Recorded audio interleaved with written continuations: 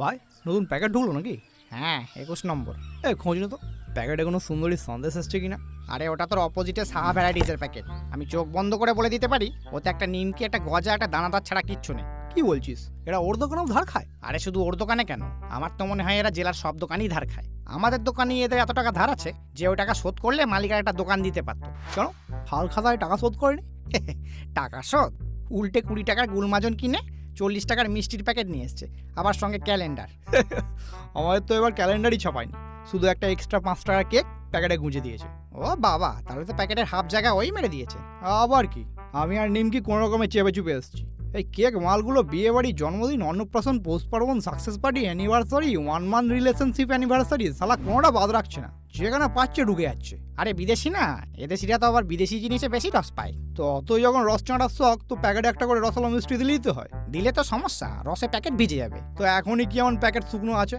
বাসি নিমকিটা তেল ছেড়ে পুরো প্যাকেটটা সালা ডালটার গন্ধে ভরিয়ে দিয়েছে। এ হে, তোর এসেই আগে ওকে প্যাকেট থেকে বের করে দেওয়া উচিত ছিল। আলটিমেটলি যাবে তো সেই কোনো কৌটোতেই। আরে এসেও মালকে আগে কৌটোতেই চালান করা হয়েছে, ওই দেখ। কিন্তু এদের 18টা দোকান ঘুরে হাল খাতা করতে করতে ও প্যাকেটের হাল ততক্ষণে বেহাল হয়ে গেছে। হ্যাঁ তা যা বলেছিস, ব্যাগে ডজন খানেক প্যাকেটের চাপে আমাদের প্যাকেটটাও তো প্রায় চিঁড়ে চ্যাপটা হয়ে গেছে। তার উপর আবার এত বড় প্যাকেটে আমরা মাত্র 4টে মিষ্টি। সারা রাস্তায় এত লাফাতে লাফাতে এসছি যে খাস্তা কচুরি গুঁড়ো বমি করেছে, অমৃত 2টো হাত ভেঙে গেছে, আমি চুরচুর হতে হতে বেঁচে গেছি। শুধু জিভে গজা শক্ত শরীর বলে ও ব্যাটা ঠিক আছে। ধুর ধুর, নববর্ষের সেই মিষ্টতাই চলে গেছে। একটা প্যাকেটেও কোনো ভালো সন্দেশ মিষ্টি নেই। ভাই এরা মনে হয় শুধু সোনার দোকানে কোনো ধার খায় না, নাহলে ওদের প্যাকেটে তুই শিওর কোনো না কোনো ভালো সন্দেশ মিষ্টি পেয়েই যেতিস। হ্যাঁ ভাই, এটা কিন্তু কারেক্ট বলেছিস। সোনার দোকানের প্যাকেটটা কিন্তু সবসময় ভালোই হয়। হ্যাঁ, তবে এটাও বুঝতে হবে যে দোকানের যেমন হাল তার তেমনই হাল খাতা।